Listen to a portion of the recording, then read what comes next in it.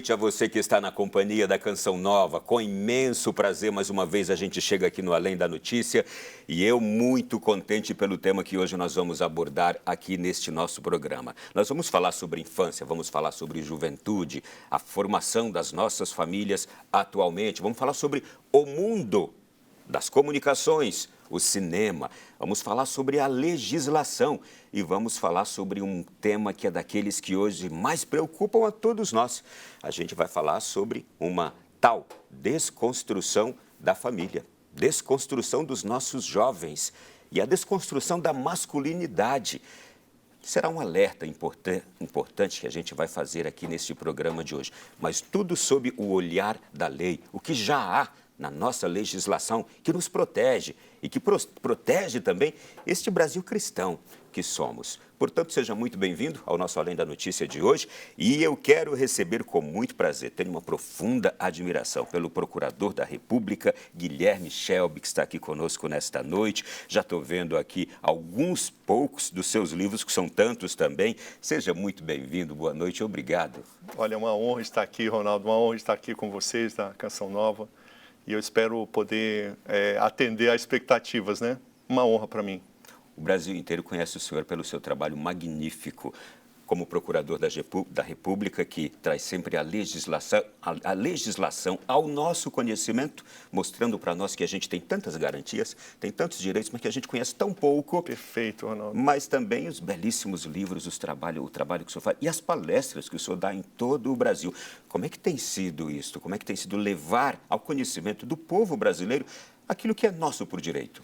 Exato. Você falou o grande desafio hoje da nação brasileira, especialmente das famílias, dos líderes cristãos, professores cristãos, advogados cristãos, conhecerem as leis, porque o que estão fazendo com a infância, com a família, é ilegal. Só que eles trazem para um aspecto de discussão, debate. E eles violam os direitos das crianças quando apresentam temas impróprios, quando estimulam a sexualidade. Fica parecendo somente um debate ideológico e não é isso. Não é. Então, nós cristãos, e assim os que se acham conservadores, saiam desse lugar. Até mesmo no cristão. Vou dizer por quê. Quando você vê uma violação, um estupro de uma mulher, você não vai dizer lá, eu sou cristão. Não. Você vai dizer, o Código Penal prenda o estuprador. Uhum. E nós estamos precisando dessa atitude na Bíblia tão frequente de Josué e Déboras, né? É aqueles que vão restabelecer a ordem, proteger os fracos. A gente vai recorrer às leis para proteger os fracos, as crianças, as mulheres. Esse é o desafio. É claro, o cristão está na base de tudo. A nossa lei é cristã, porque o que levou o homem a proibir, a apenar o homicídio, o furto, as mentiras, está lá atrás, os 10 mandamentos. Está na base de todas as legislações justas, porque aquelas leis há 3.500 anos atrás, elas já contemplam. Imagina você, os 10 mandamentos sendo seguidos hoje no mundo. O mundo ia ser extraordinariamente melhor. Bom, e a partir daí é que eu pergunto para o senhor, antes ainda da gente, é apenas uma introdução aqui já, por que a gente abre mão, por exemplo, da lei, do que a gente já tem como garantias, e parte para um debate ideológico como nós estamos vendo aí, e sem fundamento, tem tantas coisas sendo colocadas, impostas na nossa sociedade, sem fundamento? Eu chamo isso do espírito retórico grego. Os gregos, se você olhar lá na história deles, eles se notabilizaram pelo desenvolvimento do pensamento filosófico e pela retórica, o discurso belo, eloquente. Então, os gregos odiavam o trabalho duro, eles odiavam botar a mão na massa. Então, o que aconteceu, de certa forma, com os cristãos da atualidade? Nós nos tornamos um pouco gregos. Por quê? Nós queremos estudar e falar, sendo que o cristão, o judaico-cristão, ele estuda, ele fala, mas ele faz. Ele põe a mão na massa. Todos, se você for lá em Hebreus 11, olha Hebreus 11, os heróis da fé. Todos eles foram empreendedores. Noé construiu o quê? A arca. Uma arca, Ronaldo. Gente, para pensar. Abraão saiu com a sua família e foi para um lugar que Deus ia dizer onde era. Moisés governou o povo. E por décadas suou. Suou. Se você for a Jerusalém ver o deserto de Negev, você vai entender o que é pastorear naquele deserto. É trabalho árduo. Moisés, então, eu estou mencionando esses três, né? Moisés governou o povo por 40 anos. Governar é um trabalho árduo. Então, você vai ver que todos os nossos heróis da fé foram árduos trabalhadores. E eu não vou dizer de Jesus Cristo, porque carpinteiro. Imagina ser carpinteiro há 2000 anos. Não tinha serra elétrica. Ele era carpinteiro. Isso é sério. Ele exercia um trabalho árduo. Porque com os equipamentos da época, que não eram sofisticados como não hoje. tinha energia elétrica, não tinha guindaste hidráulico. Eu costumo dizer, Ronaldo, brincando, que eu acho que todo cristão devia conhecer uma marcenaria, que é o carpinteiro da atualidade. Só que tira a energia elétrica, desliga lá a energia elétrica. É só. Olha, gente, como eu disse, foi apenas uma introdução. Estamos recebendo, portanto, aqui o Procurador da República, Guilherme Shelby. Vou destacar aqui, autor de livros sobre defesa da infância, educação, segurança, coordenador do programa Proteger, que vamos falar daqui a pouco também, e já atuou como Procurador da Infância, de Justiça da Infância e da Juventude no Ministério Público do Distrito Federal e é palestrante por todo o Brasil. Bom, para a gente já trazer agora uma introdução melhor ainda sobre este tema, acompanhe o VT que a nossa equipe preparou. Segundo a Organização Mundial de Saúde, maus tratos físicos e emocionais, negligência, além do abuso sexual, atingem 1 em cada 4 crianças brasileiras. A Associação Brasileira de Saúde Coletiva também confirma que a agressão está entre as causas que mais matam crianças e adolescentes no país. A Constituição Federal atribui à família, à sociedade e ao Estado o dever de assegurar à criança, ao adolescente e ao jovem o direito à vida, à saúde, à alimentação, à educação, lazer, à profissionalização e à convivência familiar e comunitária, salvando-os de toda forma de negligência, discriminação e violência. Em todas as sociedades ao longo dos séculos, a religião sempre teve um papel importante na proteção do público infanto-juvenil. Crescer e ser educado em um ambiente com formação religiosa propicia uma educação responsável e madura, levando o ser humano a ter uma visão mais humanística do mundo. Nestes tempos atuais, ameaçados por diferentes ideologias e pluralismo não saudáveis, a família cristã tem o dever de realçar, como remédios para esses males, os valores que nortearam a humanidade nos momentos mais difíceis ao longo da história. E o Ministério Público é um dos meios jurídicos disponíveis hoje em nosso país para fortalecer essa luta. Doutor Guilherme Shelby, meu amigo, qual é exatamente a função da promotoria de justiça? O promotor de justiça é um fiscal da sociedade. E qual é a função dele? Identificar o que está errado, pode ser no meio ambiente, pode ser na infância, pode ser questões até de organização urbana ou questões criminais, que é mais clássico, né? Os promotores de justiça nas questões criminais.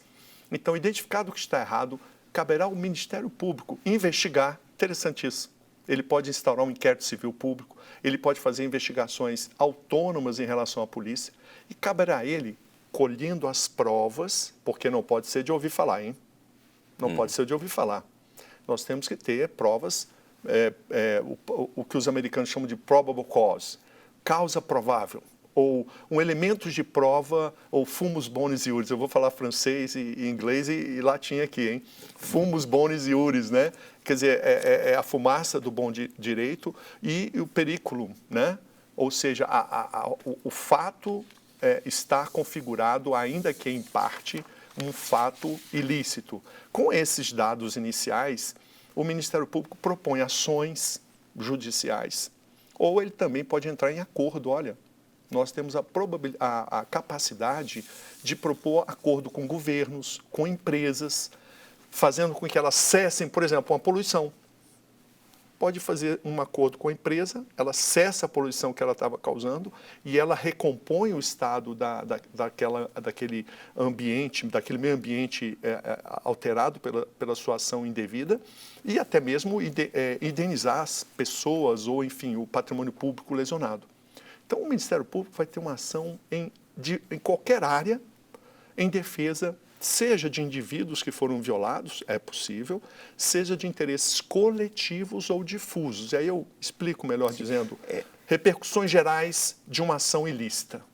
O Ministério Público incumbirá uma ação para fazer cessar essa lesão, responsabilizar quem praticou o mal e reparar o dano que tenha sido causado. E ele se tornou, no bojo da justiça brasileira, se tornou um elemento, um órgão importante e indispensável e que também não pode ser atropelado, né? Ele tem que ser respeitado também de acordo com o seu papel de relevância, né? Nós estamos vendo, infelizmente, em esferas elevadas de poder, a absoluta alteração da ordem constitucional. Podemos falar em usurpação, quando juízes se tornam investigadores, não pode. Nós temos um sistema acusatório que separa as funções do magistrado, da polícia, inclusive da investigação, e do Ministério Público, separando esses papéis. E, infelizmente, nós estamos vendo aí situações em que esferas elevadas de poder não estão respeitando. Juízes querendo investigar. E não há um árbitro sobre isto? Essa é a Quem arbitraria, né? Quem arbitraria. Então, é uma situação muito delicada e que nós estamos assistindo aí de camarote, né? Tá, não vamos aprofundar, vamos embora aqui. Autor de livros sobre defesa da infância, educação, segurança, e eu estou vendo aqui alguns desses livros já. O que motiva o senhor justamente motivou a atuar nessas áreas? E eu já falei aqui, infância, educação e segurança, que nós vamos chegar já a aprofundar esses temas, porque eles chegam até a nossa casa, aos nossos filhos hoje. A dor de cabeça dos pais hoje. Sem dúvida. Olha, minha esposa foi fundamental, viu? A Ellen, ela é professora, né? E ela vendo minhas palestras falou assim, nossa, Guilherme, sua palestra é maravilhosa, os seus livros são difíceis de ler. Por quê? Porque a sua palestra a gente entende tudo, mas os seus livros são difíceis, eu mudei tudo. Então, os meus livros antigos não existem mais. E eu passei a colocar nos meus livros instrução, Ronaldo. Instrução é como fazer. Ou seja, orientações práticas, eficazes e simples. Então, eu comecei, meus livros agora são livros de orientação para os professores, manual do professor, todas as leis que regem a escola e a educação. Então, o professor lê o livro, ele sabe como disciplinar o aluno, ele sabe como investigar uma situação suspeita, ele sabe para onde encaminhar e de que forma encaminhar os casos. Eu tenho um livro para pais, né? Família Educa, Escola Ensina. Ou seja... Deixa eu mostrar esse aqui. Aproveitar já aqui para a nossa câmera, enquanto o senhor está falando, por favor. Continue. Esse é um livro que vai mostrar, tanto para as famílias quanto para as escolas e professores, quais as leis que regem a sexualidade infanto-juvenil. Há leis que proíbem imagens, que defendem a preservação da integridade sexual da criança. Não é moral. A questão não é moral, nem religiosa. A questão é uma defesa jurídico-legal da integridade sexual e psicológica da criança. Então, por exemplo, esse livro vai dar para o pai até uma forma de orientar os filhos sobre sexualidade. Há um tempo para tudo. Você não pode falar para uma criança de 6 anos a feijoada completa da sexualidade humana, que é o que estão fazendo nas mídias, em escolas. Crianças sendo ensinadas, gente. Desculpe se tem crianças aí, você podia se tirar agora da sala. Já é um horário depois das 10 da noite, dá para a gente falar. Pois eu dou a foto aí de uma aula de educação sexual para crianças de 9 anos, consistente em colocar a camisinha num pênis de borracha. Ou seja, está ensinando crianças de 9, 10 anos de idade a manter relação sexual. Pode isso, Arnaldo? Como se dizia, né? Não pode, porque a lei proíbe relação sexual com menor de 14 anos. Então, como é que você ensina um menino de 9, 10 ou 11 anos a colocar a camisinha num pênis de borracha? Então, os professores não conhecem as leis, nem as famílias.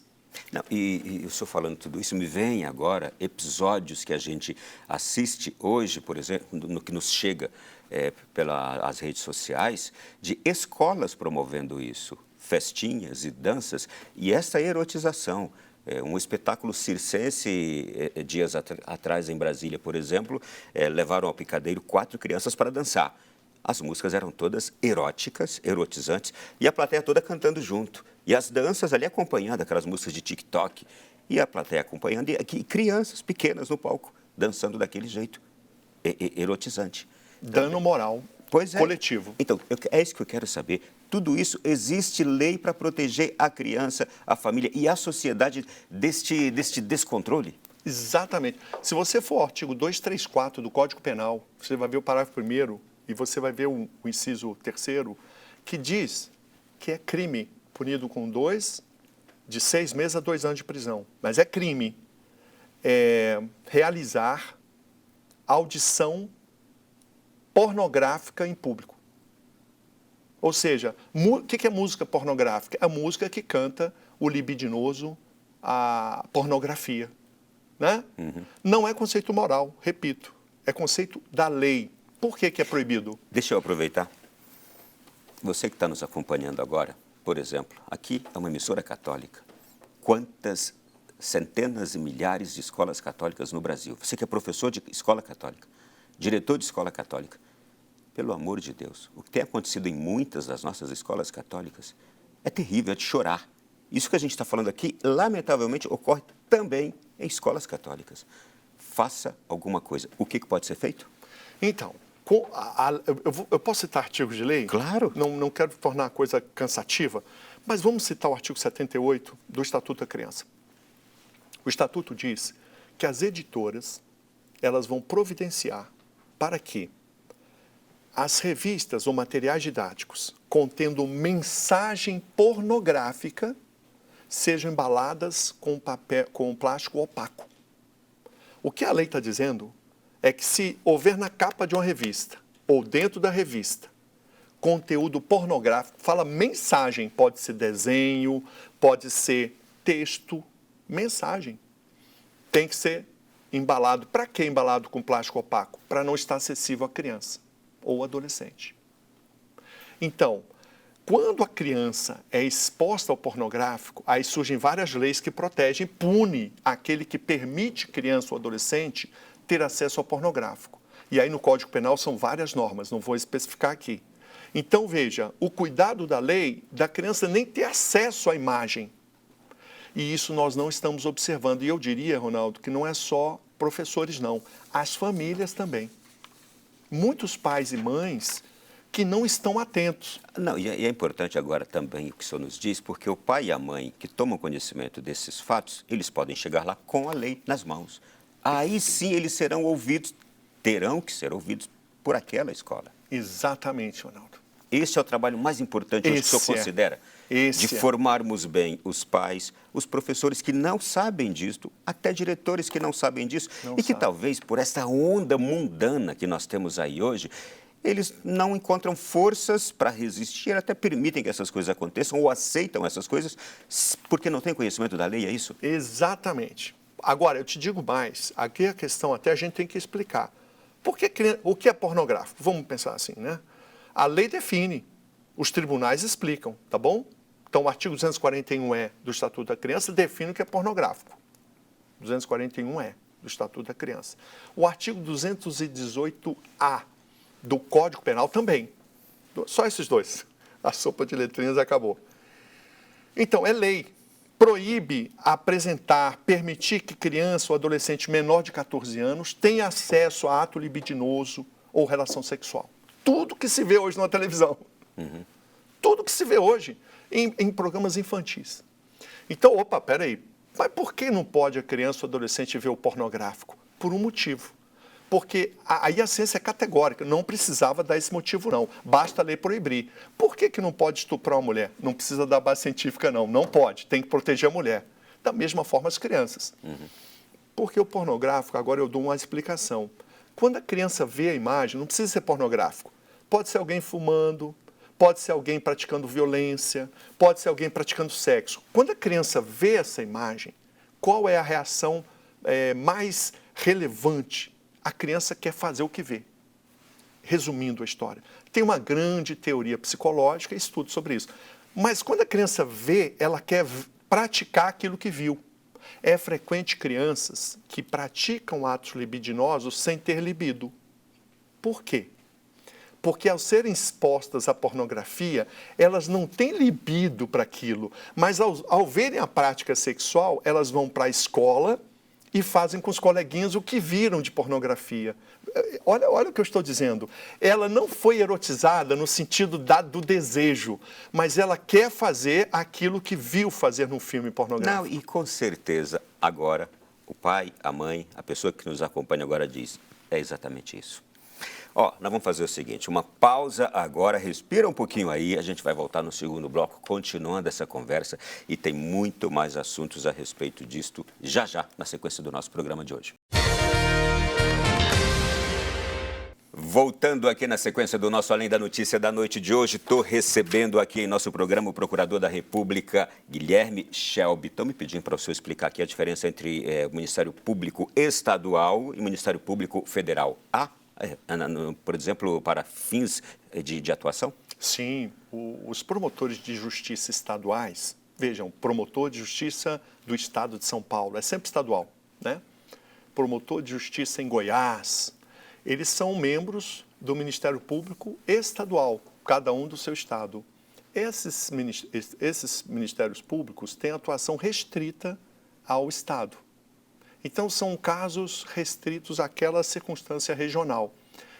Questão de homicídio simples, questões da violência urbana, é normalmente o Ministério Público Estadual. As questões de meio ambiente restritas àquele Estado. Ministério Público Federal. Quando a causa alcança mais de um Estado, ou ela é de repercussão nacional, ou é um crime que vai contra os interesses, os bens da União Federal, portanto, na esfera nacional, aí é o Ministério Público Federal. Então, essa atuação é basicamente, o Procurador da República é basicamente um promotor de justiça federal.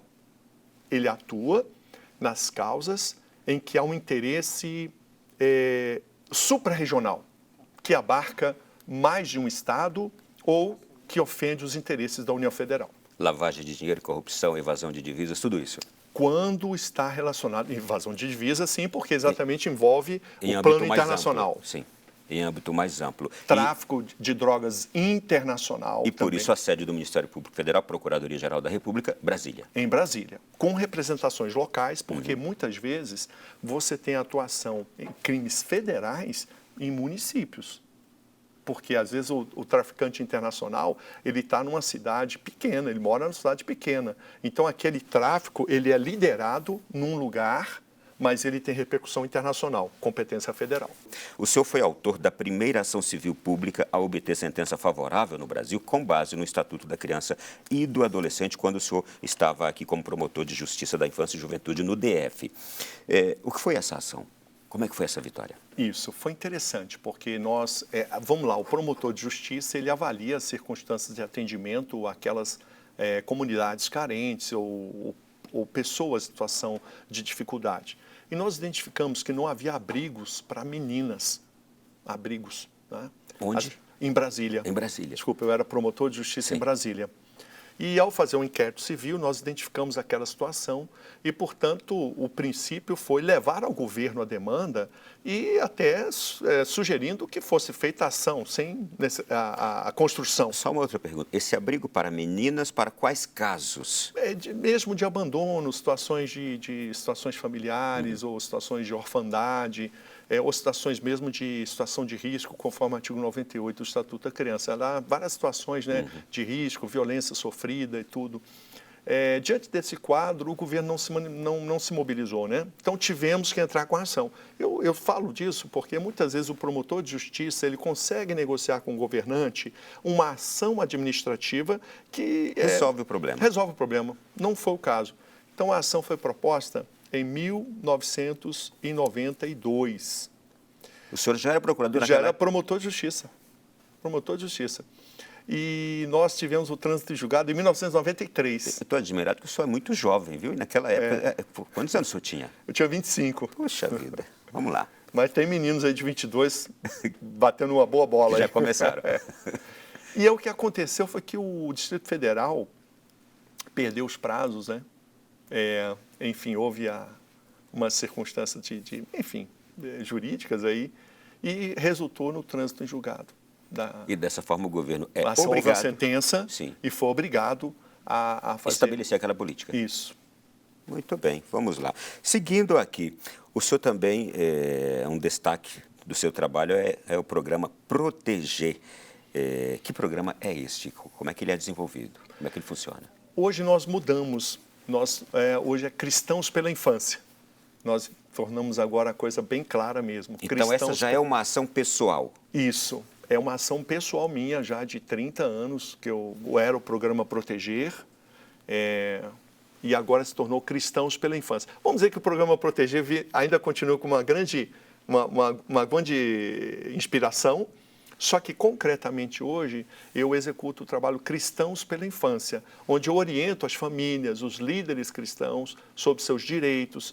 Por exemplo, lá tem um texto, se você entrar no www.cristãospelainfancia.com.br, lá tem um texto sobre músicas pornográficas, 8 páginas, onde ali eu coloco de forma detalhada para um pai, para uma mãe, para um professor, deixa eu entender.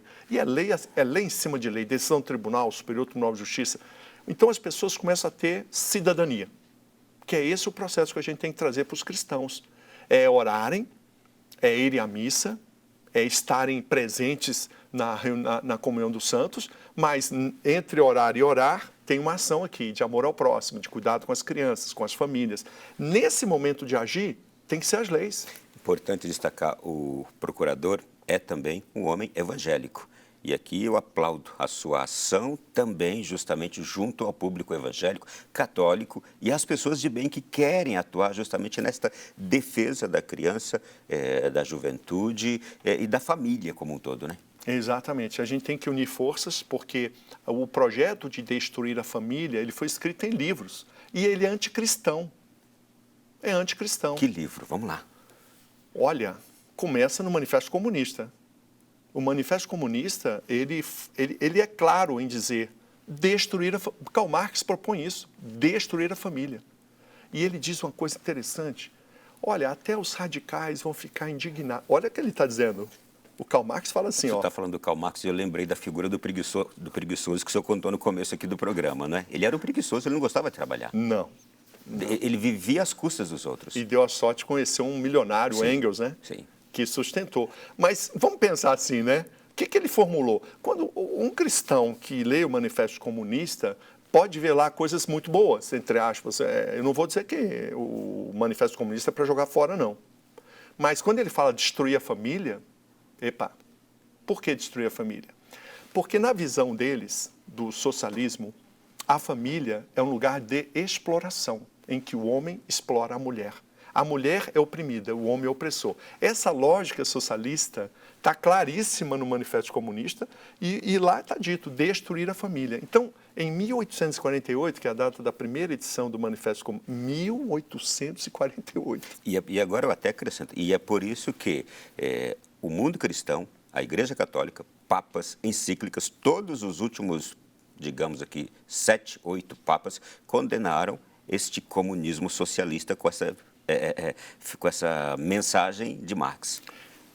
Ronaldo, sobre a família. O que é importante a gente ter em vista? Muitos socialistas são bem intencionados, são pessoas sérias, católicos, evangélicos, viu? Só que eles não sabem com quem estão lidando. Porque o socialismo tem um grito de justiça social que é genuíno. É genuíno. Sabe o que acontecia no tempo de Karl Marx? Grávidas trabalhavam, crianças trabalhavam sem salário mínimo, sem descanso semanal, sem férias, sem nada, sem nenhuma garantia. A exploração capitalista no século XIX e até hoje em muitos lugares do mundo é atroz. O socialismo foi um grito justo contra essa atrocidade. E por isso a gente tem que ter um cuidado, porque o mundo mudou, não é mais do século XIX.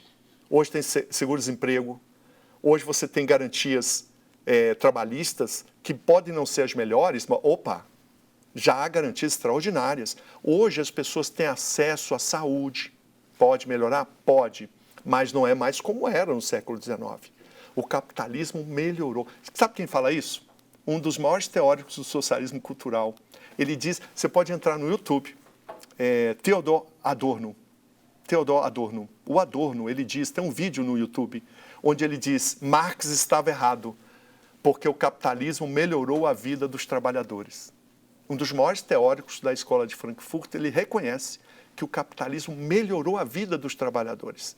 Então, por outro lado, a questão é como o socialismo quer melhorar a vida das pessoas. Uma das formas que eles acham que vão melhorar é destruindo a família. Essa é a realidade. E neste aspecto é um erro atroz também. A gente tem que olhar. E é um combate contra o cristianismo, né? Claríssimo. Se torna um combate. Contra o cristianismo, eles são mais claros, tá? Eles dizem que é para abolir as religiões e a moral. Eles vão mais longe. Agora, o próprio Karl Marx, ele diz no Manifesto Comunista que é preciso abolir as religiões e a moral. Aí é sério, porque ele está dizendo assim, vocês não vão ter direito a exercer sua fé. E eu quero trazer aqui o seguinte dado. Dr. Shelby, isso só está no livro. Atenção, é um dos livros mais lidos em universidades brasileiras. Não é pouca coisa, não. O Manifesto Comunista é um dos livros mais lidos em universidades brasileiras hoje, 2022. Há um porquê? Claro, porque os socialistas defendem a sua ideologia acima da Constituição e das leis. Na mente de um ativista, a sua ideologia está acima de tudo. Isto também explicaria hoje um grande embate, este grande embate cultural que a gente percebe? Sem dúvida. Porque o socialismo, o que acontece? Mas eu queria trazer só um detalhe. Se você pensa que isso só está em livros, vamos pegar os regimes socialistas reais. Vamos começar em 1917, com a Revolução Russa, tão até hoje admirada. Há 5 anos atrás, o Congresso Brasileiro fez uma homenagem pública à Revolução genocida russa socialista. O Congresso Brasileiro, há 5 anos, fez uma homenagem ao genocídio russo de 1917, a Revolução Socialista Russa. Nós estamos falando de uma coisa bem atual. Agora, o que acontece? O que aconteceu na Rússia? Lenin, em 1922, ele ordena a execução sumária dos padres. Prisão. A estimativa, quando caiu o muro em Berlim, quando o sistema ruiu socialista da União Soviética, hoje tivemos acesso aos documentos. Então, nós temos acesso às decisões de Lenin, de Stalin, então estavam todas acessíveis aos estudiosos. Mas no caso da execução dos padres, tem filmes, foi filmado. Cerca de 100 mil padres e líderes cristãos russos foram mortos ou degradados, enviados para a Sibéria e outras regiões. A igreja foi proibida. Assim em Cuba, assim na China. Todos os regimes socialistas concretos aboliram e proibiram as igrejas cristãs. É importante a gente estar falando desse assunto, e isso está trazendo com tamanha honestidade, que mostra o lado positivo, como resposta a arbitrariedades daquele século XIX, não é? As injustiças sociais e o pensamento socialista quanto a isso, mas também esta inimizade que o socialismo prega contra o cristianismo. É exatamente isso, né? Exatamente. E por isso não devemos... Qual que é o meu ponto que você colocou importante? O nosso debate é de ideias, não contra pessoas. Talvez nós, cristãos, devemos pensar, não vamos combater as pessoas, não. Vamos abraçar as pessoas, vamos cuidar delas, vamos também ter distância quando a pessoa não nos é adequada, né? Mas o que nós devemos combater não são pessoas, são as ideias equivocadas. E aí, Ronaldo, deixa eu só completar isso. Os cristãos também têm que aceitar ser combatidos. Porque nós também precisamos ouvir o que as pessoas têm a dizer para nós. E, Ronaldo, nem sempre vai ser elogio. E não é porque está nos combatendo, pode combater a Bíblia, vamos conversar. O que nós não podemos fazer é agir como muitos socialistas, infelizmente, agem. Quando são criticados, eles dizem que estão sendo atacados. Não estão sendo atacados, estão sendo criticados. Como a gente deve aceitar, e por isso ter fundamentos, que ataquem, assim, entre aspas, critiquem ao cristianismo, mas que isso seja em um ambiente em que o cristão não seja vilipendiado. Eu quero chegar já aqui neste outro livro do senhor, que já vou apresentá-lo aqui, Os Cristãos e o Governo, a Bíblia e o Socialismo. A gente já até fez a introdução ao tema, mas eu gostaria que o senhor desse uma palavra sobre qual deve ser a relação Estado e religião. Sem dúvida. Nasce, olha, todas as nações do mundo, até a antiguidade, vamos pensar até o nascimento de Jesus, que seria o início da nossa era, todas as religiões eram imbrincadas, eram interrelacionadas, Estado e religião, eram estados religiosos. Inclusive os gregos, hein? Inclusive os gregos, hein? Quando a gente pensa nas democracias gregas, cidades, especialmente Atenas, né? Lá a religião era altamente relacionada com a política. Agora, com Jesus surge algo interessante, com os evangelhos, onde se propõe algo novo. A César o que é de César, a Deus o que é de Deus. Aí está um embrião em que uma religião reconhece, tem coisas que é do Estado, tem coisas que é da fé. Nós sabemos que para a fé tudo é de Deus, mas o que Jesus está propondo claramente é que existe uma esfera de respeito às leis. O apóstolo Paulo, em Atos 25, vai dizer, diante de uma possível violação dos direitos dele, ele vai dizer assim, recorro a César. Ele está dizendo o seguinte, recorro às leis romanas que me protegem. Então, recorrer às leis é uma forma que Jesus está dizendo a César o que é de César, dizendo a leis que os cristãos devem obedecer. Porque essas leis correspondem ao Estado. Então, o Estado laico é fruto da história do cristianismo. O cristianismo, embora a prática nem sempre tenha revelado isso, mas se nós formos à Bíblia, a Bíblia contempla o respeito às autoridades constituídas. E a Bíblia inspira as autoridades constituídas. A gente fica pensando aqui em tantas autoridades bíblicas que estão presentes na Bíblia e que tinham a relação com o Senhor, com o Deus de Israel, que tinham a relação com o espiritual para governar, não é? Como é que a gente pode entender isso também? E eu emendo já uma outra pergunta. A gente vê uma participação hoje muito ativa da religião, da religiosidade na vida política. A Igreja Católica, através dos seus papas, também tem dito que o cristão deve atuar na política. A Igreja não entra como ela formalmente na política, mas o cristão, o filho da Igreja, deve atuar na política. A gente vê que o mundo evangélico participa ativamente. Qual deve ser? E olhando justamente sobre essa busca de inspiração em Deus por parte das autoridades bíblicas.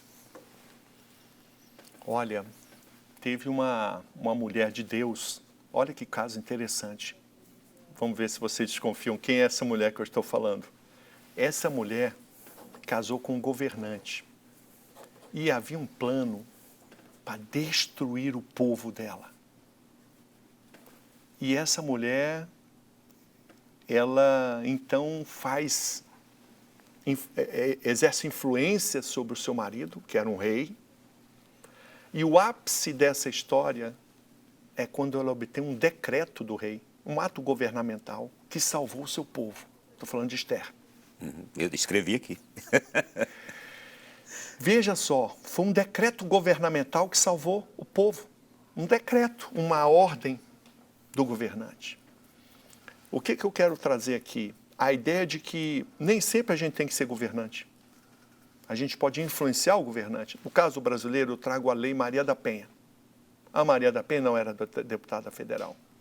A Maria da Penha não exercia nenhum cargo público. A Maria da Penha não foi eleita para nada, mas ela conseguiu mudar a defesa das mulheres do Brasil para sempre. Por quê? Porque ela tinha uma causa bíblica, inclusive. Tiago 1,27 fala, a religião pura e imaculada é cuidar dos órfãos e das viúvas nas suas aflições. Olha que bonito. Maria da Penha, olha a situação. Ela foi vítima de uma tentativa de homicídio gravíssimo. Órfãos e viúvas e podemos entender o desprotegido, né? O desprotegido, claro, é exemplificativo, né? Uhum. Como Mateus 25. Tive fome, me deste comer. Tive sede, me deste beber. Fui estrangeiro, me hospedaste. Sim. São situações de carência. Jesus está dizendo para nós, olha, não são só essas não. Claro, é intuitivo. Era uma criança prestes a ser abusada, me protegeste. Eu tô assim, eu não quero ser herege, não. Mas estou trazendo o que... Você está numa situação de aflição. Eu digo, proteger crianças do abuso é tão espiritual quanto orar por elas. É forte isso para o nosso meio. Sim. Porque a gente acha que é só orar. E a gente precisa contemplar que as ações de cuidado também são espirituais. Tão espirituais quanto. E no caso do governo, eu queria trazer uma figura que é muito esquecida. José no Egito, não do. O pessoal fala José do Egito. Não, ele não era do Egito. Ele estava no Egito, mas era um homem de Deus, não era do Egito. Ele era o José de Deus. E José, preste atenção, ele não podia orar pelo faraó. Ele não podia proclamar a sua fé. Porque o faraó não era da mesma religião que ele. Não era, ele era submetido ao... o faraó era Deus. Sim. E o que José fez? Que notabilizou José?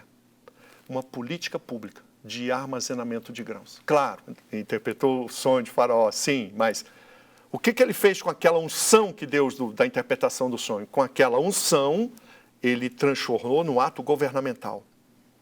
E Faraó, quando viu ele formulando um ato governamental, uma política pública. Promovendo o bem, Faraó se encantou com ele. E o nomeou governador do Egito. Sim, com a sua habilidade. Em outras palavras, a Maria da Penha influenciou o Brasil na proteção das mulheres. E veja, não tinha cargo público, não foi eleita. Nós podemos ser uma Maria da Penha. Nós temos causas, Ronaldo, para os cristãos tomarem conta e formularem políticas públicas como José no Egito e transformarem ainda mais a nossa nação. É esse espaço que eu defendo no livro. Não esgotamos ainda os assuntos todos deste livro aqui, Os Cristãos e o Governo. Vou voltar daqui a pouquinho, porque eu vou pedir exemplo aqui de 3 governantes que podem ensinar as nossas autoridades hoje. Saul, Davi e Salomão. Mas a gente vai para o intervalo agora. E no próximo bloco também nós vamos começar a falar aqui de temas que entram na nossa casa. Nós vamos falar daquilo que influencia a vida dos nossos filhos e da nossa própria família, do marido que a gente tem, a minha, inclusive, verdadeiras ameaças. Vou falar do cinema também, que hoje está desfigurando os super-heróis e qual é o motivo de tudo isso. Tem algo por trás disso. Vamos para o intervalo, a gente volta já. O programa de hoje ele está mais que especial e ele está também sendo para nós um serviço importantíssimo, mas o senhor me ensinou algo já hoje aqui. Não basta só eu conhecer os problemas e eu conhecer as soluções. Eu preciso entrar em campo, sair do banco de reservas. Eu preciso atuar na sociedade com aquilo que me incomoda. Há um exemplo que o senhor pode nos dar também, que aconteceu numa determinada cidade brasileira, não foi? Sim. Um cristão, viu, Ronaldo? Amigos, olha que coisa interessante. As leis, não foi eu que fiz, tá? Estão nos livros, mas as leis são federais. São da nação. É Estatuto da Criança, Código Penal, Constituição, Código Civil. Só que essas leis estão todas separadas. São 10 mil artigos de lei para você tirar 30 artigos que importam a família e a infância. É o que eu fiz. Eu fiz uma consolidação das leis que defendem infância, família e professor. Com essa consolidação, fica claro ver, caramba, não pode expor criança à pornografia, a família tem protagonismo na formação moral dos filhos, e como? Muito bem. Um único cristão numa cidade de 600 mil habitantes, não posso falar o nome, por razões de proteção até desse nosso irmão. Um único cristão leu o livro, conheceu as leis, e aí ele me ligou. E que tinha uma função importante. Mas você sabe que ele tinha formação em direito, mas era um empresário. Ah, ok. Ele não era do direito, era bacharel, como se fala, né? Ele formou em direito, mas nunca exerceu a profissão. Só que quando ele viu as leis e o que estão fazendo com as crianças nas escolas, em âmbitos familiares também, ele me ligou. É isso que estão fazendo na escola do seu filho, que talvez esteja incomodando você. As mídias também, a ilegalidade geral, né? Ele me liga, doutor Shelby, isso aqui é verdade, mas tem as fotos, né? Eu falei, está aí as fotos, né? Mas ele já conhecia as leis, o que eu posso fazer? Eu falei, você conhece o prefeito da sua cidade? Ele falou, não, prefeito não. Você conhece a secretária de educação? Porque a escola é um lugar importantíssimo para nós restaurarmos a ordem, o respeito à infância. Aí ele falou, eu conheço, porque ela é amiga da minha mãe de infância. Olha, falei, o quê? Então você consegue uma audiência com a secretária? Consigo. de fato foi à reunião, levou o livro e as leis. Aí ele me conta depois, semanas depois, doutor Shelby, quando eu mostrei para a secretária de Educação as leis, ela me disse, nossa, eu não sabia que existiam essas leis. Sabe o que aconteceu, Ronaldo? Ela pediu para esse cristão treinar com as leis os seus gestores superiores da cidade, diretores de escola, gestores da secretaria. Quando ele treinou esses gestores superiores da Secretaria de Educação, eles mesmos resolveram criar uma comissão para reavaliar os materiais didáticos que estavam sendo distribuídos nas escolas. Resultado, dezenas de materiais didáticos excluídos porque violavam a lei. Olha a fala. Não é porque são imorais, não é porque são abusivos, não. Violam a lei. Por quê? Imagens impróprias. Então, veja, o fruto do conhecimento das leis é restaurar a ordem. E um único cristão fez isso na sua cidade. Esse é o exemplo que eu queria trazer para quem está me assistindo aqui, que às vezes, não, mas eu sou sozinho. As redes sociais do Dr. Guilherme Shelby vão aparecendo aí. Depois você pode entrar em contato com ele. Vou dar trabalho para o senhor, tá? Pode. Olha, que exemplo e que pode ser seguido em todas as nossas cidades.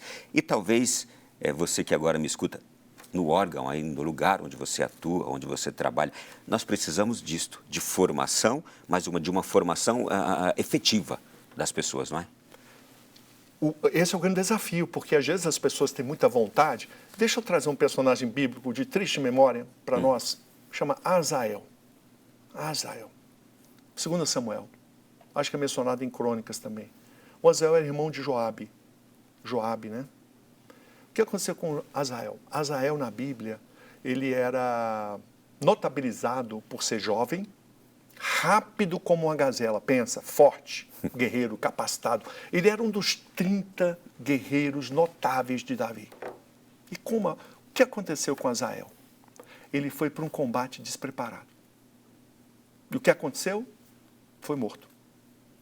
E a Bíblia diz, as pessoas iam para olhar o corpo dele e não acreditavam de ver aquele forte guerreiro. A Bíblia não deduz isso, mas a gente imagina, intui. Por que as pessoas iam lá? Porque ele era jovem, forte, guerreiro, um dos 30 de Davi.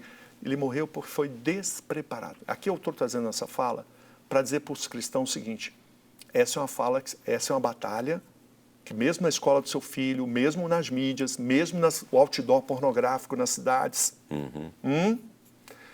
você tem que ir preparado. Você tem que conhecer as leis. Não adianta ir só com indignação. Outro dia estava no vidro do meu carro um panfletinho pornográfico.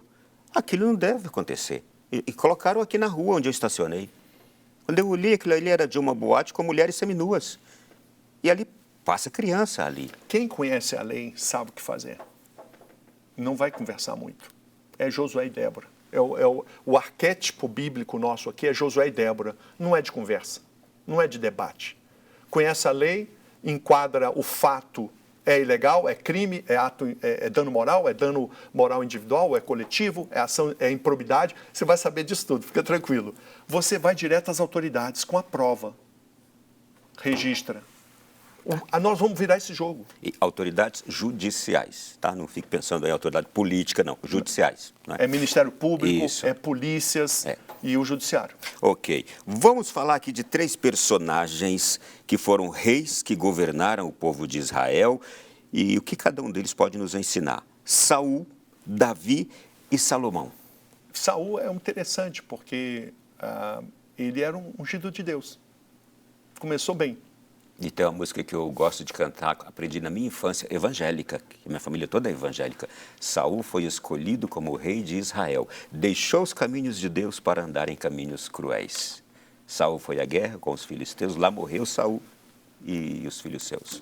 Para mim, Saul representa exatamente aquela pessoa bem intencionada que se desvia, porque o poder corrompe, porque os sentimentos humanos corrompem e porque ele se desviou da autoridade espiritual na vida dele.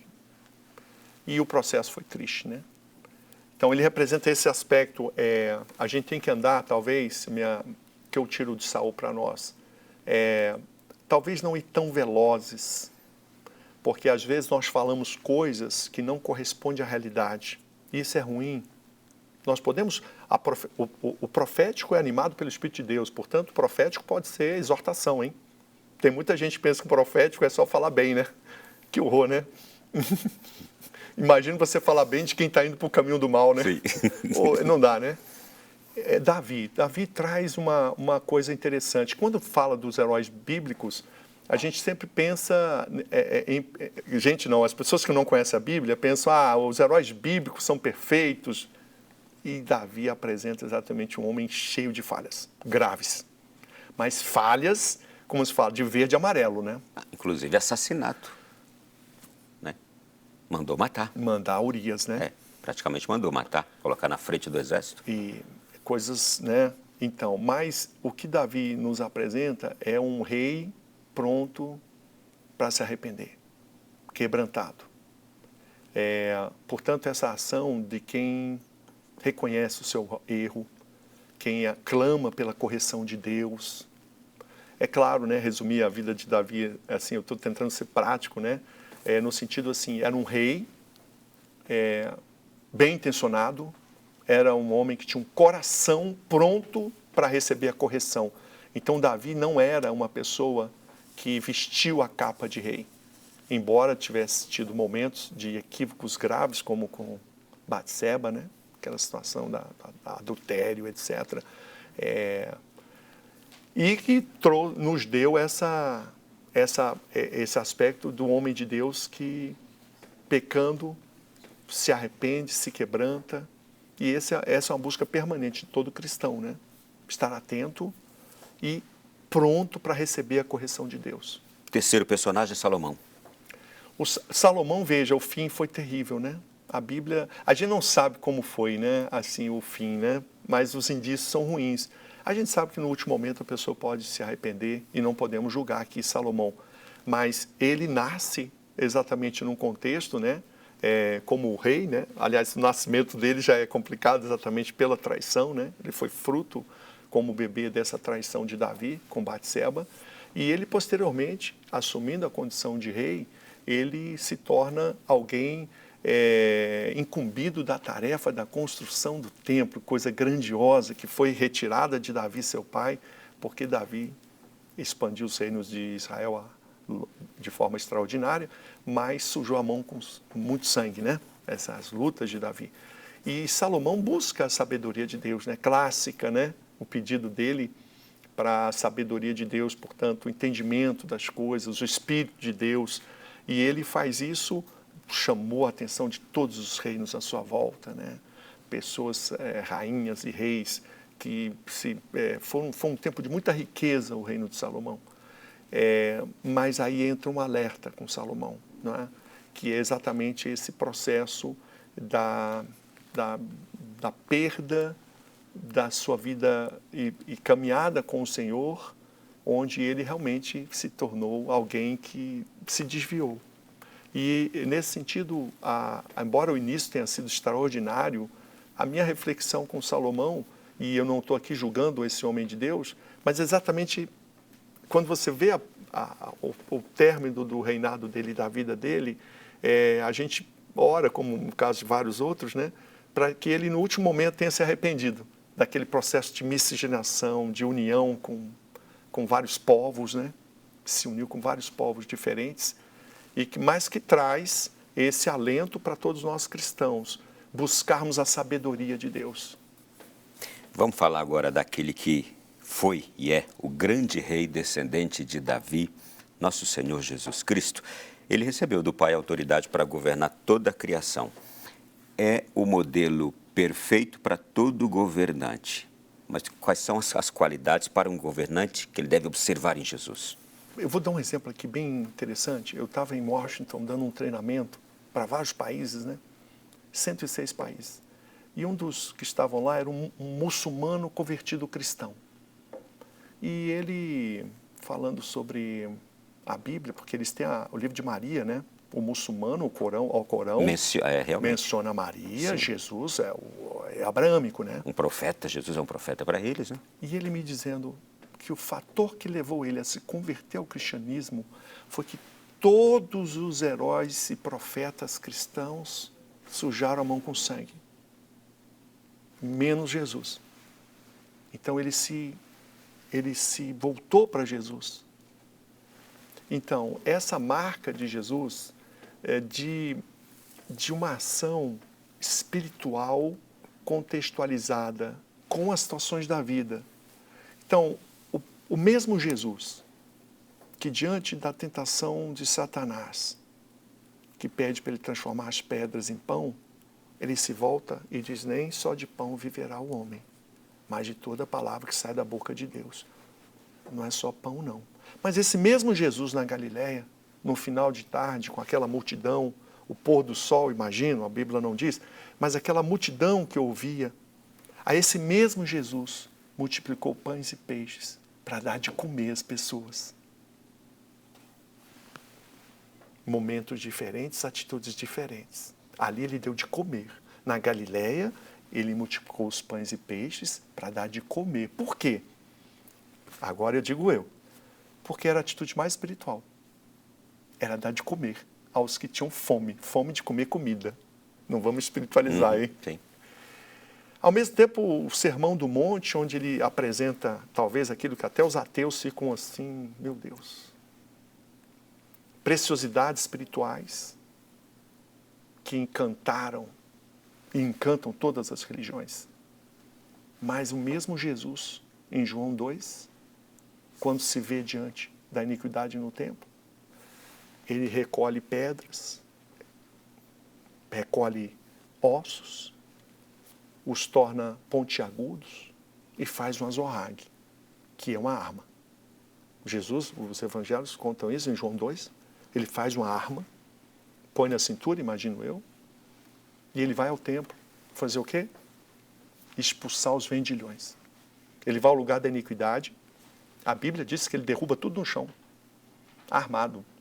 É forte isso, está no Evangelho, João 2, versículos 8 e seguintes, né? Então esse Jesus, veja, no momento que precisou, ele se colocou como um homem, fisicamente, foi a um lugar e expulsou as pessoas de forma vigorosa. E tinha atitude de governo ali onde chegava e percebia a necessidade. É isso. E conforme a necessidade. Conforme a necessidade. Eu falei aqui do carpinteiro, porque não tem como não dizer disso. Ele era carpinteiro. Por que ele elegeu um trabalho árduo como esse? Eu acho que, em síntese, a autoridade deve dar a Deus o que é de Deus e dar a César o que é de César, e agir com essa consciência. Qual é o papel do Estado e qual é o papel da família na formação e educação dos nossos filhos? Por que eu falo isso? Porque a criança e o adolescente tem direito à proteção à vida, à saúde, através de políticas públicas diversas, desenvolvimento sadio, harmonioso, em condições dignas. E aí a gente pensa na escola, e aí a gente pensa na sociedade. Qual é o papel do Estado para isso acontecer e qual é o papel da família? É a Constituição que diz, artigo 226, família é a base da sociedade e terá a proteção especial do Estado. A família é a base da sociedade, não é partido político, não é a escola, não é ONG. A família é colocada como fundamento da sociedade. Se nós formos ao artigo 1º, todo poder emana do povo. O povo é a sociedade. Há um protagonismo, é o da família. É o da família. Artigo 226, a base da sociedade é a família. Mas a Constituição vai além e diz que incumbe aos pais, artigo 229, criar e educar os filhos menores. É pai, é mãe, ou a família como um todo. Agora, a escola tem um protagonismo, mas tem um protagonismo inferior. Constitucionalmente não há como dizer. O pai pode tirar um papel, podemos dizer, secundário. Paralelo. O pai tira o filho da escola, põe numa escola cristã, ou tira da escola cristã, põe numa escola pública. O pai escolhe a escola para o filho. O pai é que tem um protagonismo, Convenção Americana dos Direitos Humanos. Os pais têm direito a que os filhos menores recebam a formação moral e religiosa que lhes aprouver. Olha o que a lei brasileira diz. Olha o que a lei está dizendo o seguinte. Não, a lei diz que os pais têm direito de dar formação moral e religiosa aos filhos menores? Sim, mas muito mais. A lei está dizendo que se o filho de alguém for receber formação moral ou religiosa, os pais têm que anuir. Porque essa formação moral e religiosa tem que estar de acordo com o que os pais acham. Artigo 12, inciso 4º da Convenção Americana dos Direitos Humanos, que no Brasil é lei. Embora tenha esse nome, né? Sim. Convenção Americana, mas o Supremo diz que essa convenção tem caráter supralegal, acima das leis no Brasil. E lá está dizendo, a formação moral e religiosa dos filhos tem que respeitar o que os pais determinam sobre isso. E por que a religião não deve ser desvalorizada? Porque quando já se abre mão dela, não se está dando o devido valor a ela. Na verdade, as escolas, o ensino religioso é amplo, né? Você pode ensinar as religiões. Sim, sim. Você pode religiar o budismo, as religiões espíritas ou afrodescendentes, o cristianismo, o islamismo, o hinduísmo, as várias vertentes japonesas de espiritualidade. O que nós precisamos entender é que crianças é diferente. Criança é diferente. Porque a criança é altamente vulnerável. Então, se eu sou cristão, vamos pensar assim, eu dou aula na escola pública e eu toda hora vou com uma camisa com o marco da minha fé. Eu estou falando de um cristão irmão nosso. Uhum. Se eu me aproveito das aulas que eu dou de português ou matemática para colocar valores cristãos, eu estou induzindo ao cristianismo. Pode? Na escola pública? Não. Não deve. Porque o professor está se aproveitando da sua condição para induzir os seus alunos menores à sua fé.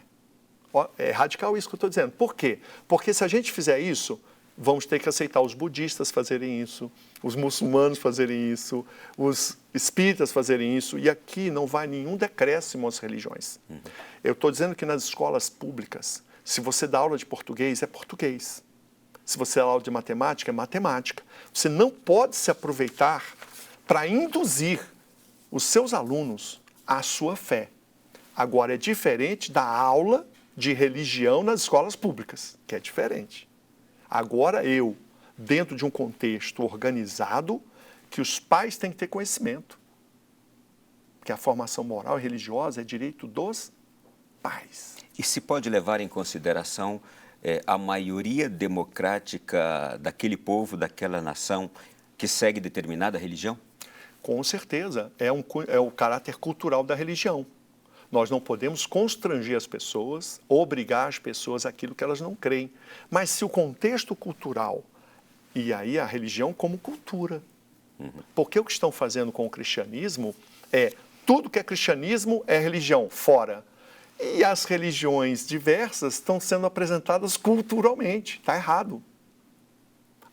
O cristianismo é cultural. O que nós não podemos fazer é o proselitismo religioso, e não é só cristão não, de qualquer natureza. Porque um dos nossos maiores problemas na escola hoje é o conhecimento está sendo privado das crianças a pretexto de sexualização, debates políticos que não têm caráter nenhum de ensino. Pois a gente vai entrar nesse assunto daqui a pouquinho, porque o senhor foi um dos apoiadores e é do movimento Escola Sem Partido, que nasceu em 2004 como preocupação de pais na nossa sociedade, que é justamente influenciar nas escolas determinados pensamentos, levar determinados pensamentos para influenciar dentro das escolas. A gente vai falar sobre isso daqui a pouquinho e vamos falar sobre cinema, que está desconstruindo imagens, figuras dos nossos heróis. Com que propósito? Intervalo, voltamos já. Sequência do nosso Além da Notícia, que eu estou recebendo aqui hoje com muito prazer, mas realmente e admiração. O Dr. Guilherme Shelby, procurador da República, palestrante, um irmão evangélico que a gente ama tanto também. E eu gostaria de entrar no tema com o senhor agora, que vai tocar-nos a todos. Veja só, o que o meu filho de 17 anos com a minha esposa fizeram de relato aqui e que eu trago com alguns acréscimos, é o seguinte: o que está acontecendo com os filmes da Disney e da Marvel, porque os nossos heróis estão sendo desconstruídos. Quando eu penso em heróis, eu me lembro das figuras bíblicas, que inclusive a Igreja Católica, quando canoniza um santo, ela destaca o quê? As virtudes heróicas daquele homem, daquela mulher. E eu imagino que foi isso que inspirou o Ocidente na criação dos super-heróis, dos heróis do cinema que a gente tem, não é? Claro, guardando as devidas proporções. Porque o super-herói é o quê? É aquela figura de quê? Do defensor, do protetor, daquele que sai para fazer o bem, do lutador, não é? Mas veja só o que acontece. Eu vou trazer aqui algumas figuras, não sei se vocês têm visto, por exemplo. O Hulk, o que aconteceu com o incrível Hulk? Ele foi atropelado, ficou todo quebrado, e aí entrou em cena a mulher Hulk, não é? Com os poderes do Hulk. Pantera Negra morreu, e aí surgiu um novo herói e heroína afro, que é o quê? A mulher rei. E eu pergunto, por que não rainha? A mulher rei? E aí aqui a gente tem, no filme da Cinderela, a fada madrinha é um homem negro, drag queen. No filme da Pequena Sereia, que na história era ruiva, e por que ela era ruiva, gente? Tem uma razão, ela veio de uma região de países nórdicos. Ela agora é uma menina negra. Se inverteu. O Thor, quem lembra do Thor com seu martelo? Primeiro entrou em depressão, engordou, virou um beberrão, depois voltou a querer ter uma vida saudável, se tornou hippie, curtindo a natureza, meditação, e aí depois virou uma espécie de bocó, um bobão. Sensível, quase moça, afeminado. E seus amigos, os Guardiões da Galáxia, fazem muitas referências agora ao lesbianismo e à homossexualidade. No filme do Senhor dos Anéis, para Tolkien, a mulher era uma figura feminina, discreta, inspirada na Virgem Maria, e agora o novo filme são guerreiras. Ou a figura agora das poderosas, mais ou menos isso. Quem se salvou foram o Homem de Ferro, que era casado, com filha, morreu dando vida para salvar a todos. O Capitão América também morreu para dar vida, salvando as pessoas. O que está acontecendo? O que estão querendo fazer com essas propostas aqui para as nossas crianças? Porque isso aqui tudo vai chegar dentro da nossa casa, na televisão, nas redes sociais. Olha, tudo foi escrito em livros, tá? Eu vou dar uma feijoadazinha para mostrar o seguinte. Lembra que eu disse que o Manifesto Comunista fala em destruir, abolir a família? Lá em 1848. A ideia de destruir a família permeia todas as experiências concretas de socialismo, os teóricos socialistas se debruçaram como destruir a família. Não conseguiram. Nenhum regime conseguiu isso.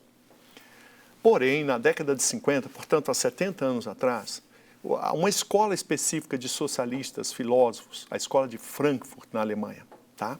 Esses filósofos se debruçaram de forma intensa sobre a questão da autoridade da família. E um desses autores, especificamente Herbert Marcuse, ele formula uma estratégia para destruir a família, mas seria primeiro necessário uma outra ação. Que ação é essa? Erotizar as crianças. Isso mesmo. Erotizar crianças para o socialismo cultural é uma estratégia política. Está num livro chamado Eros e Civilização. Para quem quiser a base. Já estou escrevendo para pesquisar aqui. Eros e Civilização. Nesse livro, o Herbert Marcuse desenvolve o pensamento sobre como destruir a família. E ele propõe exatamente isso. Utilizar as crianças, que ele chama de Junger em alemão, jovens, mas é crianças, adolescentes e jovens, permitindo a eles todas as práticas sexuais. Permitindo às crianças todas as práticas sexuais. Por quê?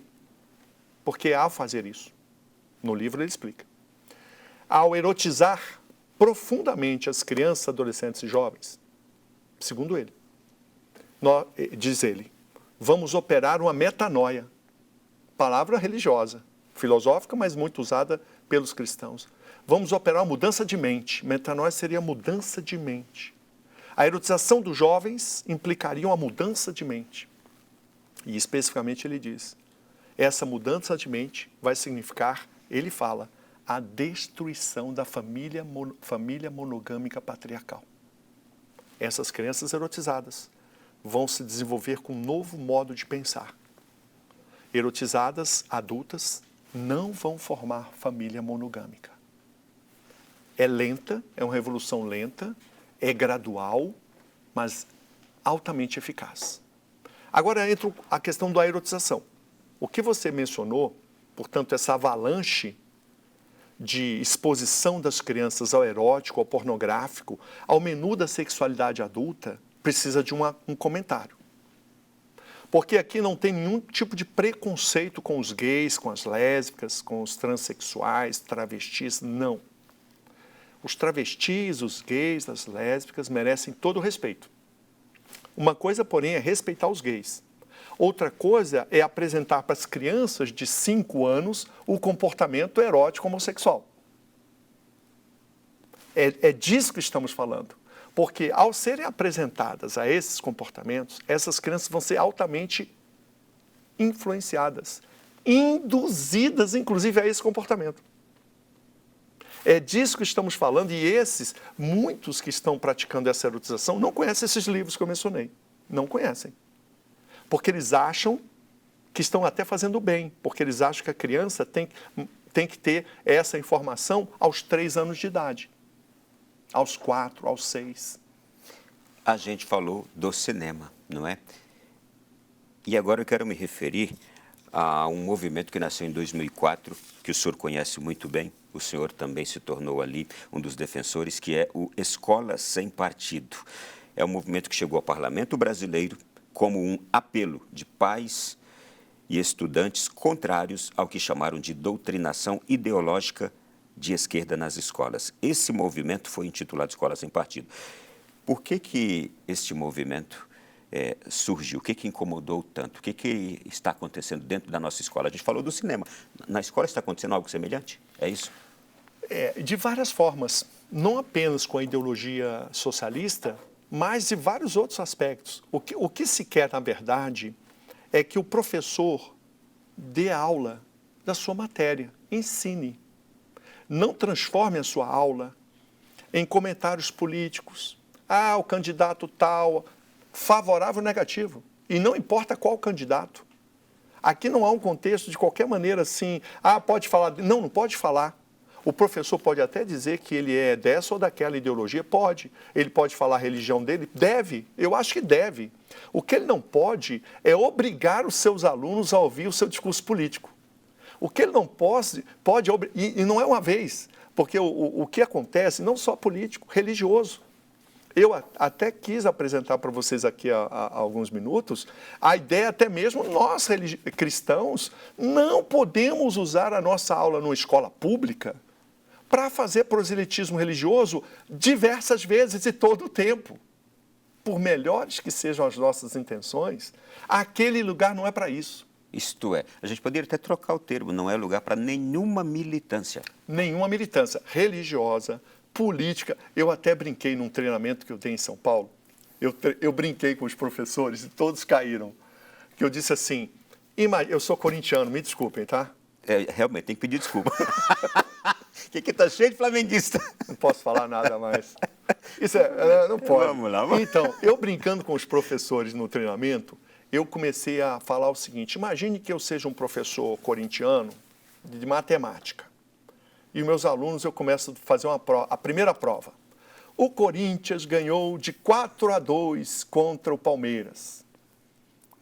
Qual a quantidade de gols na partida? Segunda pergunta. O Corinthians, o Esporte Clube Corinthians fez um empréstimo de 100 milhões de dólares. Eu só coloco o Corinthians. Eu só coloco o meu time de futebol. Eu só vou com a camisa do Corinthians. O que vai acontecer? Aula de matemática, mas eu estou induzindo meus alunos a torcerem para o Corinthians. Ou irritando. Mas se imagina meninos de 6, de 8 anos, que às vezes não têm. Eles vão ser influenciados. Daqui a pouco está todo mundo corintiano. Eu brinquei para mostrar a influência do professor e eu perguntei, eu posso fazer isso? E lá nesse treinamento em São Paulo, olha, o Ronaldo, assim, 95% disse, não pode. Estou falando de time de futebol. Não estou falando de religião, não estou falando de questões políticas. E aí entra um detalhe. Aí o senhor arrematou depois. Eu arrematei. Mas o que eu quero dizer? Se o professor pode apresentar questões políticas, ideológicas, pode, se ele apresentar todas. Sem dar um viés. Com igualdade? Com igualdade. Sem manifestar a sua opinião. Sem manifestar, sem induzir os seus alunos. porque o que a gente está vendo é isso. E aqui se aplica também a candidatos. Você não pode nem enaltecer um candidato, esse candidato é o meu candidato, é bom, nem criticar, esse candidato não presta. Porque você está trazendo esse ambiente... E isso está sendo uma importante orientação agora, nesse momento aí pré-eleição, pré-votação. Né? Exato. A sala de aula é um lugar de debate de ideias, não virou isso. Porque se você defender o que o mainstream diz que até chama de palavras denegrindo quem pensa diferente, né? Você vai ser perseguido até. Deixa eu chegar aqui a um outro ponto que a gente pode até imaginar como consequência disto, que seria o quê? A saúde mental infanto-juvenil. Também imagino. Vamos lá. De acordo com a OMS, casos de depressão em crianças entre 6 e 12 anos aumentaram de 4,5% para 8% em uma década.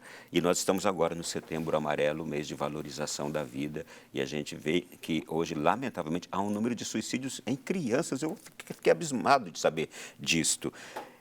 Também este fato de nós instrumentalizarmos aquilo que fazemos, levando as nossas crianças, a nossa juventude, a nossa adolescência, pode estar levando a essa crise mental, que eu diria que está provocando a saúde mental da nossa juventude, das nossas crianças? Eu elejo 3 fatores. Primeiro, a extrema exposição do erótico, a erotização e sexualização das crianças. É um fator importantíssimo. A questão da temática LGBT, das temáticas que são uma inundação no plano das crianças. Repito, não é a questão do gay, é a questão do ativismo que expõe crianças a um debate de temas que ela não tem capacidade de entender e causa confusão na criança. 2, a questão as famílias, hoje, muitas vezes estão todas em casa, cada um no seu celular. Houve um distanciamento nas relações sociais intrafamiliares. Porque, para muitos pais, é melhor o filho quietinho no celular, nem está vendo o que o filho está assistindo. Então, a criança vai perdendo o contato com o outro dentro de casa. E isso gera também uma questão de perda de habilidades emocionais. Então, é necessário que as famílias tenham muita reflexão. Eu digo assim, olha, às vezes minha filha está lá, eu digo, filha, venha para cá, ela pode ver o celular, todo mundo junto, e aí naturalmente eu chamo a conversa e daqui a pouco ela está sem o celular. Porque essa perda do contato, não adianta estar junto, mas longe. Nós precisamos estar junto e perto. A questão da sexualidade, a questão, claro, da cobrança. Muita cobrança sobre os jovens. Os jovens estão vendo esse mundo conflituoso, eles não estão tendo mentoria, questão política, porque é o professor falando uma coisa, o pai fala outra, e a criança sendo exposta a um tudo ou nada, do ponto de vista, especialmente nesses últimos 2 anos, com a pandemia e as campanhas eleitorais, que estão deixando as crianças e adolescentes, né, altamente vulneráveis a esses rompantes e rompimentos frequentes na família, discussões, diversas formas de conflito. Né? Mais 2 perguntas ainda para a gente aproveitar bem o nosso tempo aqui. O Brasil é um país com uma grande população infantil. De acordo com a Fundação Abrinq, do ano passado, dados do ano passado, há cerca de 69 milhões e 800 mil crianças e adolescentes em território nacional. Agora, quero entrar num dado preocupante. O Disque 100, canal de denúncias do governo federal, registrou mais de 95 mil denúncias de violência infantil no país no ano passado. O senhor tem conhecimento de quais são as violências mais praticadas hoje contra crianças e adolescentes? Nessa estatística do Disque 100, certamente ele está se referindo às violações físicas ou sexuais presenciais, mas não está se referindo às violações à integridade sexual e psicológica por meio das mídias e mensagens. Então, primeiro vamos dividir. Tomando esse número aí, certamente a maior forma de violação da integridade das crianças é o abuso físico intrafamiliar. Você sabia qual é o maior autor de violações físicas contra a criança? A mãe. É uma mulher.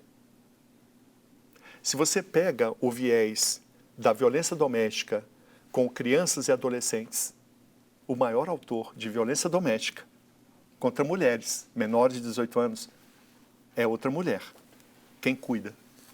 Então, esse é um contexto que aqui eu não quero diminuir a mulher, não, mas estou querendo salientar que as mães e cuidadoras, que são quem cuida de bebês e crianças, precisam ter uma atenção especial exatamente para que não façam o que infelizmente tem feito. Do ponto de vista sexual, o maior abusador já não é mais a mulher, é o homem. Perceba que eu fiz a distinção. Abuso físico, agora abuso sexual. Quando se fala de abuso sexual físico, presencial, o homem é o maior autor. Assim, 95% dos autores são homens. E aí você tem várias formas de violação sexual que eu resumo. Então, o abuso físico, intrafamiliar, e o abuso sexual. E aí não só intrafamiliar, porque quando nós falamos do abuso sexual, que ocorre em ambiente familiar, muitas vezes é um vizinho, muitas vezes é um primo, um tio, avô. Infelizmente, gente, falo com tristeza, mas são pessoas que circundam a família ou fazem parte dela.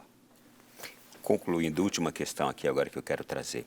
Como formarmos bem, educarmos bem as nossas crianças para serem grandes homens e mulheres? A partir de que reflexão que eu quero fazer? A questão do trabalho infantil. A gente sabe que existe e que é algo que precisa ser combatido e fiscalizado cada vez mais, a exploração do trabalho infantil. Mas, por exemplo, o que eu posso fazer para educar bem o meu filho com afazeres domésticos, ensinando ele a ter responsabilidades, confiando tarefas, porque hoje parece que não se parece, a impressão que se tem ou que se passa por aí é que se não pode mais exigir nada da criança. O meu exemplo, por exemplo, eu agradeço muito ao que vivi, aos meus pais. Trabalhei desde os 8 anos com afazeres de casa, com tarefas para serem cumpridas fora de casa. Meu pai me dava essas tarefas e fui muito bem educado. E agradeço hoje. Como distinguir bem isso e o que dizer aos pais? Eu vou parafrasear a Bíblia e dizer o seguinte: e conhecerei as leis, e as leis vos libertarão. As leis. Voltamos ao que dissemos há pouco. As famílias não conhecem seus direitos. Se você for ao artigo 1634 do Código Civil, inciso 9, você vai se surpreender. A lei diz o seguinte: incumbe aos pais exigir obediência dos filhos e trabalhos domésticos. Olha aí. Está na lei. Só que as famílias não conhecem isso. Então, as famílias, quando conhecem as leis, o que vai acontecer? Primeira coisa, elas vão passar para os seus filhos. Não, filho, está na lei. Muitas vezes o filho vai questionar. Veja, vai haver um contexto de maior justiça. O nosso desafio agora, Ronaldo, e eu falo para os nossos irmãos, é desenvolver uma liderança na igreja. Eu proponho isso para vocês, para os católicos. Para os evangélicos também, viu? Aliás, eu às vezes tenho situações difíceis, né? Porque não é espiritual, doutor Guilherme. Vamos então fazer isso agora, concluir este programa aqui. Tudo que a gente conversou nos deixa alarmados, alertas, às vezes preocupados, em muitas coisas aqui, iluminados, mas é preciso fazer algo concreto. O que o senhor sugere? Eu sugiro que cada igreja, cada paróquia, cada igreja treine um líder para essa causa da infância e da família, porque é uma causa decisiva. O inimigo colocou as cartas na mesa, ele quer destruir a família e quer calar a igreja. Agora está sutil, embora nem tanto, mas com o passar do tempo, se ficarmos calados, eles vão alcançar esse intento macabro. O que eu proponho então? Um líder treinado por igreja, por paróquia, onde esse líder vai receber as informações das leis, onde ele vai ter uma caminhada nessa causa. E por que isso? Porque as famílias, quando receberem informação e forem levar isso para alguma esfera da escola, da cidade, às vezes elas vão ser rejeitadas. Elas vêm por líder e o líder preparado vai apoiá-las. Porque hoje, Ronaldo, o que acontece? A família vai, às vezes ela recebe uma resistência daquele lugar e ela se cala. E é isso que a gente tem que entender, tem que ser uma ação continuada. Muito bem, olha, gente, e por isso que eu termino aqui também apresentando este livro aqui. Família Educa, Escola Ensina. Aqui tem este caminho, não tem? Está tudo nesse livro. todo o caminho para o líder se formar, para o líder ter as leis. É lei, né, gente? Não sou eu. É basicamente decisões dos tribunais, Superior Tribunal de Justiça e as leis vigentes que protegem a infância, a família e a educação. Dr. Guilherme Shelby, obrigado pelo presente da sua presença aqui nesta noite de hoje.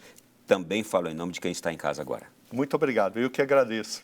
Uma honra. E foi um prazer mais uma vez. A você que esteve conosco, este programa já pode ser revisto a partir de agora no canal Canção Nova Play do YouTube.